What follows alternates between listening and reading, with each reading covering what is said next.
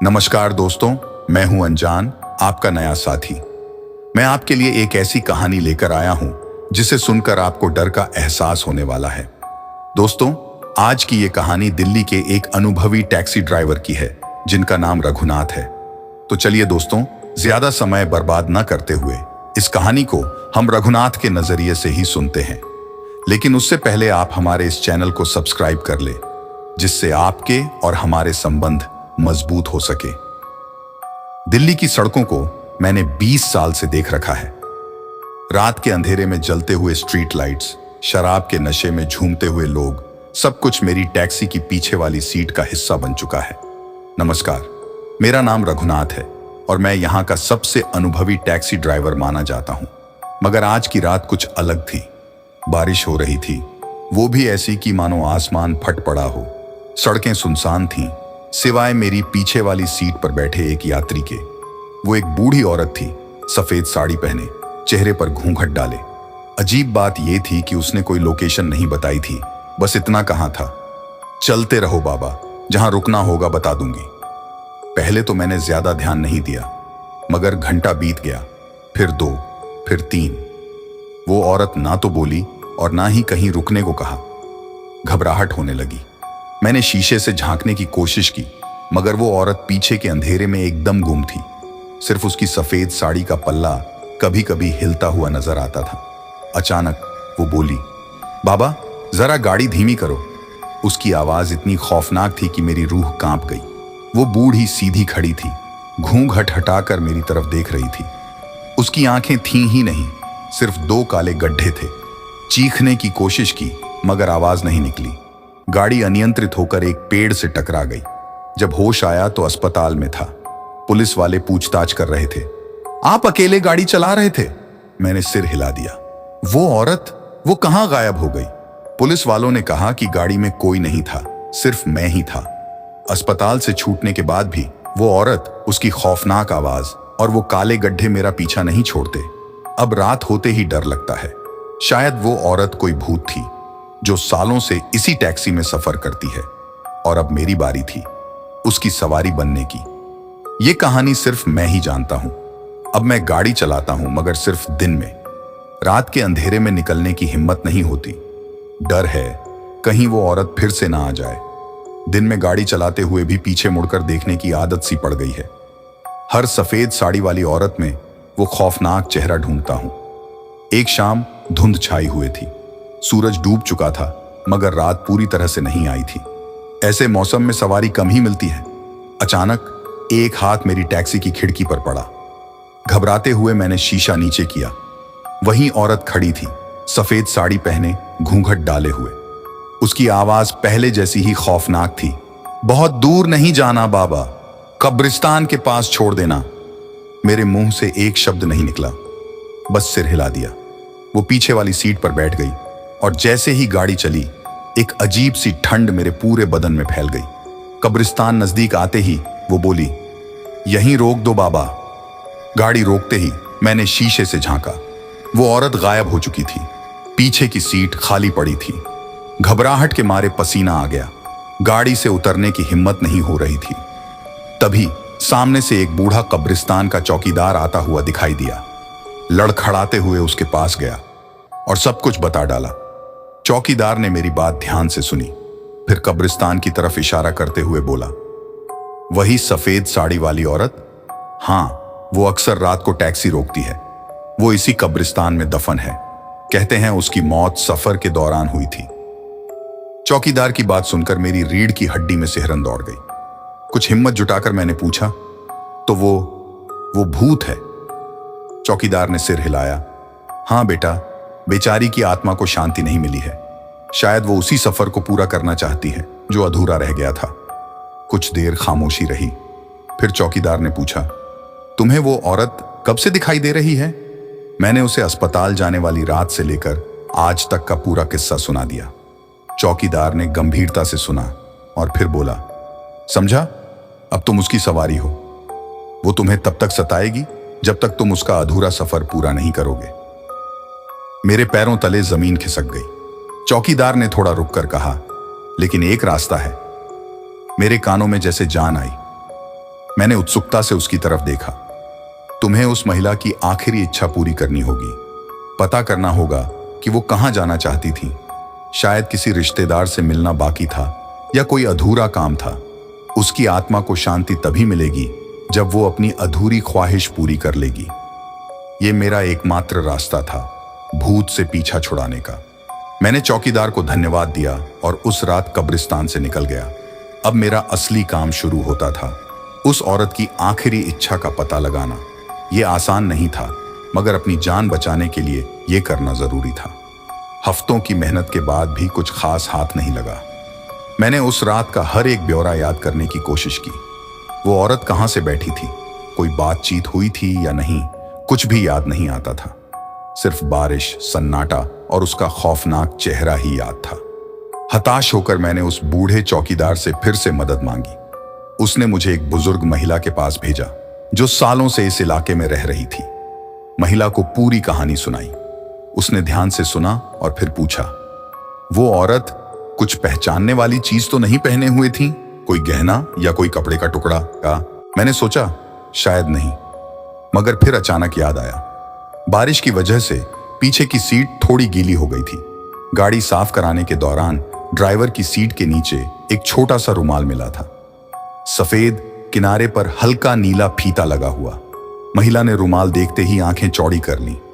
ये रानी साहिबा का रुमाल है, वो बोली। वो इसी इलाके में रहती थी। कई साल पहले उनकी मौत ट्रेन हादसे में हुई थी। अब एक उम्मीद जगी। रानी साहिबा कहाँ जा रही थी, ये पता लगाना था। काफी खोजबीन के बाद पता चला कि रानी साहिबा अपने नाती को देखने के लिए किसी दूसरे शहर जा रही थी, मगर ट्रेन हादसे में वो कभी वहां नहीं पहुंच पाई। अब मेरा रास्ता साफ था। मैंने उस शहर का पता लगाया और टैक्सी स्टार्ट की। रास्ते में कई बार वो औरत का चेहरा शीशे में दिखने का भ्रम हुआ, मगर हिम्मत नहीं हारी। शहर पहुंचने पर मैंने रानी साहिबा के नाती का पता ढूंढ निकाला। एक जवान लड़का निकला। उसे अपनी दादी रानी साहिबा के बारे में कुछ नहीं पता था। मैंने उसे पूरी कहानी सुनाई। लड़का सुनकर रो पड़ा। उसने बताया कि उसकी दादी उसे बहुत प्यार करती थी। उससे मिलने के लिए ही वो ट्रेन में सवार हुई थी। मैंने उसे रानी साहिबा का रुमाल दिया। वो उसे लेकर और भी ज्यादा भावुक हो गया। उस रात उस लड़के के सामने खड़े होकर मुझे लगा जैसे एक बोझ मेरे सीने से हट गया। रानी साहिबा की आखिरी इच्छा पूरी हो चुकी थी। अगले कुछ दिन बड़े अजीब रहे। मुझे हर पल लगता था कि वो औरत पीछे वाली सीट पर बैठी हुई है, मगर ऐसा कुछ नहीं हुआ। एक रात सोते हुए मुझे सपना आया।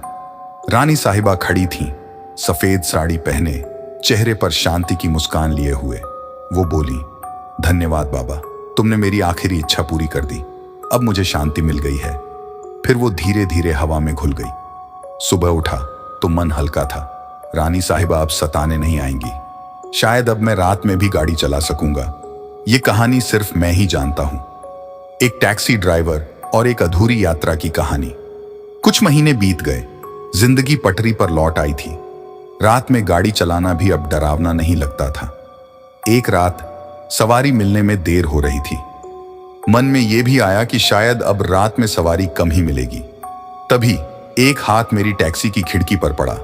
घबराहट के साथ ही एक अजीब सी जिज्ञासा भी हुई। मैंने शीशा नीचे किया। वह औरत खड़ी थी, सफेद साड़ी पहने, घूंघट डाले, मगर इस बार उसकी आंखें थीं। वो बूढ़ी नहीं थी, बल्कि एक जवान औरत थी। चेहरे पर मासूमियत झलक रही थी। उसने एक मीठी सी मुस्कान के साथ कहा, रात को सवारी नहीं मिल रही बाबा जी, चलिए मैं बैठती हूं। कुछ देर के लिए मैं सन्न रह गया। रात स्याह थी, जैसे कोई रहस्य छुपाए बैठी हो। बारिश की बूंदें टैक्सी की छत पर टकरा रही थीं और दूर दूर तक सड़कें खाली थीं। मेरा दिल जोर जोर से धड़क रहा था। डर के साथ साथ जिज्ञासा भी थी। वो सफेद साड़ी वाली महिला, उसकी मीठी मुस्कान, उसकी चमकती आंखें, सब कुछ रहस्यमय था। मैंने साहस जुटाकर उससे पूछा, आपको कहां जाना है? उसने एक पल के लिए मेरी तरफ देखा, फिर मुस्कुराकर कहा, बहुत दूर नहीं बाबा जी, बस थोड़ा सा सफर। मैंने बिना कुछ सोचे टैक्सी स्टार्ट कर दी। मन में एक उम्मीद थी, शायद इस सफर से उस रहस्यमय महिला का राज खुल जाए। गाड़ी धीरे धीरे शहर से बाहर निकलने लगी। रास्ते में मैंने उससे बात करने की कोशिश की, मगर वो ज्यादा नहीं बोली। बस कभी कभी हल्की मुस्कान के साथ मेरी तरफ देखती थी। धीरे धीरे रात गहराती गई, तारे चमकने लगे और सड़कें सुनसान हो गईं। अचानक वो बोली, बाबा जी रुकिए। मैंने गाड़ी रोक दी। हम एक बड़े से तालाब के किनारे खड़े थे। तालाब का पानी शांत था और उसमें चांद की रोशनी चमक रही थी। उसने मेरी तरफ देखा और कहा, यहां मेरा सफर खत्म होता है। मैं अवाक रह गया। लेकिन आप? उसने मेरा हाथ पकड़ा और कहा, डरिए नहीं बाबा जी, मैं कोई भूत नहीं हूं। मैंने उसकी तरफ देखा। उसकी आंखों में कोई डर नहीं था, बस एक अजीब सी शांति थी। उसने आगे कहा, मैं रानी साहिबा की बेटी हूं। मेरे पैरों तले जमीन खिसक गई। रानी साहिबा? वो जो? उसने सिर हिलाया। हां वो ही। उसने मुझे पूरी कहानी सुनाई। कैसे उसकी मां का ट्रेन हादसे में निधन हो गया था, कैसे वो अपनी मां से बहुत प्यार करती थी और कैसे वो अधूरा सफर पूरा करना चाहती थी। उसने कहा, आपने मेरी मां की आत्मा को शांति दी, अब मैं भी शांत हो सकती हूं। उसने मेरा हाथ छोड़ दिया और तालाब की तरफ बढ़ने लगी। मैंने उसे रोकने की कोशिश की, मगर वो रुक नहीं रही थी। धीरे धीरे वो तालाब के पानी में डूबने लगी।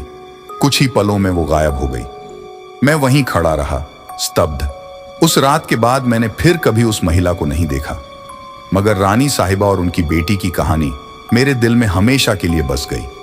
ये सफर रहस्यमय था, डरावना था और साथ ही साथ भावुक भी था। अब मुझे पता है कि रात में टैक्सी में कौन बैठा है। वो सिर्फ सवार नहीं है, बल्कि अपनी अधूरी कहानियों के साथ यात्री हैं। और मैं, रघुनाथ, उनका रास्ता दिखाने वाला। उस रात के बाद मेरी जिंदगी हमेशा के लिए बदल गई। रानी साहिबा और उनकी बेटी की कहानी ने मेरे दिल में एक गहरा असर डाला। पहले मैं डर से रात में गाड़ी चलाने से कतराता था, मगर अब डर की जगह सहानुभूति और जिम्मेदारी का एहसास आ गया था। मुझे पता था कि हर रात सड़क पर ऐसे लोग होते हैं जिनकी कहानियां अधूरी हैं, जिनकी आत्मा को शांति नहीं मिली है। मैं अब सिर्फ एक टैक्सी ड्राइवर नहीं था, बल्कि एक कहानीकार, एक रास्ता दिखाने वाला बन गया था। रानी साहिबा और उनकी बेटी ने मुझे सिखाया कि जिंदगी में कुछ भी स्थायी नहीं है। हर पल अनमोल है और हर अधूरी कहानी का अंत होना जरूरी है।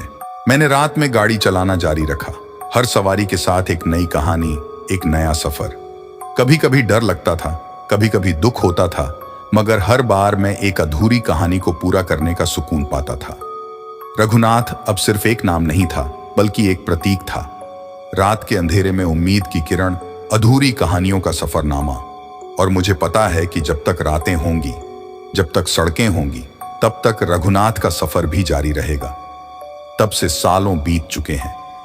मेरी टैक्सी अब भी दिल्ली की सड़कों पर दौड़ती है, मगर अब रात का अंधेरा मुझे डराता नहीं है, बल्कि एक चुनौती की तरह लगता है।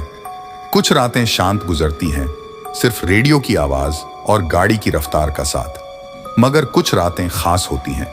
वो रातें जब पीछे की सीट पर कोई सवार होता है, सफेद कपड़ों में, अधूरी कहानी लिए हुए। आज भी मुझे वो बूढ़े दंपत्ति याद आते हैं। वो साथ में बैठे थे, हाथों में हाथ डाले हुए, चेहरों पर एक अजीब सी शांति लिए हुए। उन्होंने मुझे एक पुराने जमाने के सिनेमा हॉल के पास छोड़ने को कहा था। उस रात वो शायद अपने प्यार की पहली फिल्म फिर से देखने गए थे, या फिर वो जवान लड़का जिसकी आंखों में सपने थे और हाथों में एक अधूरा खत, उसे मैंने रेलवे स्टेशन पर छोड़ा था। शायद वो उस खत को उस शख्स तक पहुंचाना चाहता था जिससे कभी उसका मिलना नहीं हो पाया। हर सफर अनोखा होता है। कुछ पल हंसी से भर देते हैं तो कुछ आंखों में आंसू ला देते हैं, मगर हर बार मंजिल पर पहुंचने पर, उस अधूरी कहानी को पूरा करने पर मुझे एक अजीब सी संतुष्टि मिलती है। शायद ये मेरा धर्म बन गया है, रात के इन सवालिया निशानों को जवाब देना, अधूरे सिलसिलों को पूरा करना। कभी कभी सोचता हूं, क्या मेरा भी कोई अधूरा सफर है, कोई अधूरी ख्वाहिश? फिर खुद को ही जवाब देता हूं, नहीं रघुनाथ, तेरा सफर तो अभी जारी है। हर रात एक नई कहानी, हर सवारी एक नया अध्याय। और जब तक ये सिलसिला चलता रहेगा, तब तक तू अधूरा नहीं है। तब एक ऐसी रात आई जिसे मैं कभी नहीं भूल पाऊंगा। बारिश हो रही थी, ठीक उसी तरह से जैसी उस रात हुई थी जब रानी साहिबा की आत्मा मेरी टैक्सी में बैठी थी। सड़कें सुनसान थीं, सिवाय एक सफेद साड़ी वाली औरत के जो सड़क किनारे खड़ी थी। कुछ देर के लिए मैं हिचकिचाया। सालों बीत चुके थे, मगर उस रात का डर और रहस्य अभी भी मेरी रूह में कहीं छिपा हुआ था। लेकिन फिर मैंने गाड़ी रोकी। ये मेरा धर्म था, रात के अधूरे सिलसिलों को पूरा करना। औरत धीरे से गाड़ी में बैठी। उसकी पीठ मेरी तरफ थी और घूंघट चेहरे को छिपाए हुए था। कहाँ चलना है? मैंने पूछा। मेरी आवाज में थोड़ा कंपन था। बहुत दूर नहीं, वो बोली। उसकी आवाज मधुर थी, बस वहीं जहां सिलसिला शुरू हुआ था। यह सुनते ही मेरा दिल धक से कर गया। वहां? वो धीरे से हंसी। डर मत रघुनाथ, ये तेरा आखिरी सफर है। उसकी बातों में सच्चाई थी। मैं ये महसूस कर सकता था। एक अजीब सी शांति गाड़ी के अंदर भर गई। बारिश धीरे धीरे कम होने लगी थी। आसमान में बादल हट रहे थे और सितारे चमकने लगे थे। गाड़ी पुरानी सड़क पर चल रही थी, उसी सड़क पर जहां से मेरा यह सफर सालों पहले शुरू हुआ था। अचानक वो बोली, यहीं रुक जाओ। मैंने गाड़ी रोक दी। हम उसी जगह खड़े थे जहां सालों पहले मुझे पहली बार भूत दिखा था। वह औरत मेरी तरफ घूमी। अब भी उसके चेहरे पर घूंघट था, मगर इस बार मैंने उसे हटाने के लिए हाथ नहीं बढ़ाया।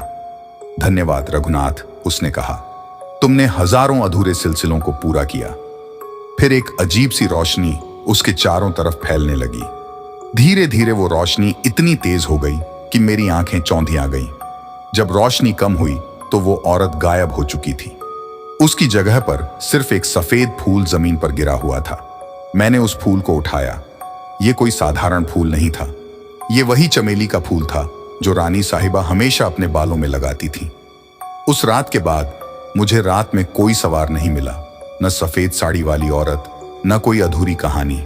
कुछ समय के लिए मुझे लगा कि शायद मेरा यह सिलसिला खत्म हो गया है, लेकिन दिल के किसी कोने में मुझे यह भी लगता है कि शायद ये अधूरे सिलसिलों की दुनिया अब मेरी जिम्मेदारी बन चुकी है।